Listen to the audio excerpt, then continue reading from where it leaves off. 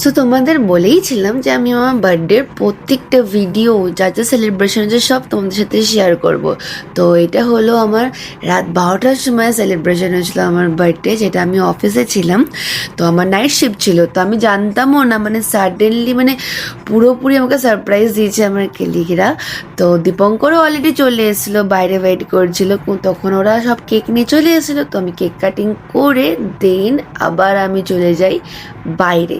এবার এখন আবার নাইট শিফট চলছে, আমার ফ্লাইট করছিলাম, ফোন করেছে। চলো থ্যাংক ইউ সো মাচ। এইটাও আমার কাছে পুরোপুরি সারপ্রাইজ ছিল, মানে ও এসে আমাকে সারপ্রাইজ দিচ্ছে রাত 12টার সময়। আমি যে এতটা হ্যাপি ছিলাম আমার ফেস দেখেই বুঝতে পারছো। তো আমার বার্থডে সব ভিডিওগুলো আমি এরকম পার্ট 1, পার্ট 2, পার্ট 3 করে ছাড়বো, কারণ অনেক কিছু আছে, একেবারে সব ছাড়া ইম্পসিবল। সো তোমরা প্লিজ সব ভিডিওগুলো দেখতে থাকো।